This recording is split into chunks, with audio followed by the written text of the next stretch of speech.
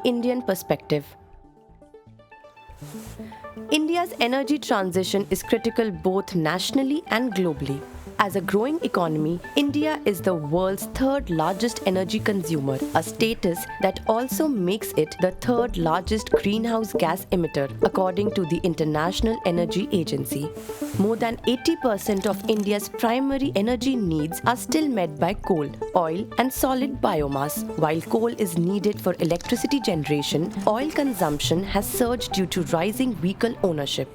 Biomass, primarily fuel wood, continues to be widely used for cooking food in the underserved rural areas. Thus, the energy sector alone produces 76% of the country's greenhouse gas emissions, according to Niti Aayog, the Indian government's public policy planning institution.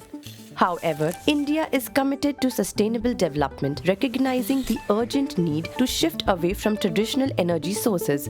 Climate change, increasingly evident in episodes of extreme weather events, water shortages, and rising sea levels, has highlighted this necessity. The key challenge lies in transforming the economy and changing citizens' mindsets while ensuring affordability and minimizing disruption in the process. In the next modules, we discuss India's energy transition targets and the strategies to meet them. Here, we enumerate the commitments made and the likely challenges in fulfilling them. As a signatory to the Paris Agreement, India had committed to reduce its GDP emission intensity by 45% by 2030 from the 2005 levels and ensure 50% of its power capacity comes from non-fossil sources. As of June 2025, India has already achieved the target of 50% non-fossil power capacity, 5 years ahead of target. India also plans to create a carbon sink of 2.5 to 3 billion tons of CO2 equivalent by 2030. In 2021, it announced the ambitious target of achieving net zero emissions by 2070, even though its historical contribution to cumulative carbon emissions is negligible and per capita electricity consumption is still only one-third the global average.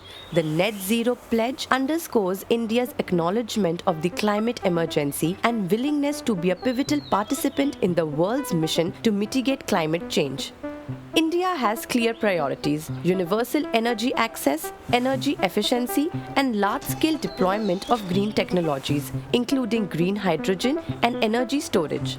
This approach not only offers economic opportunities and enhances energy security, but also positions India to lead in clean energy thanks to its vast renewable potential. The Government of India's long-term low-carbon development strategy focuses on 7 key transitions. Low-carbon development of electricity systems, aligning with developmental goals. Integrated, efficient and inclusive transport systems, creating sustainable mobility solutions. Urban adaptation, enhancing urban design, energy and material efficiency in buildings and promoting sustainable urbanization. Decoupling growth from emissions, developing a low-emission, innovative industrial sector. Carbon dioxide removal, investing in carbon capture and related engineering solutions. Enhancing forest and vegetation cover, balancing socio-economic and ecological considerations. Economic and financial strategies, supporting the financial needs of low-carbon development. Notably, India ranks 4th globally in installed renewable energy capacity. India's total installed electricity capacity, 484.82 gigawatts, of which 242.78 gigawatt comes from non-fossil fuel sources as of 30th June 2025, according to a central government statement. Renewable energy accounts for 38.08%, 184.62 gigawatts.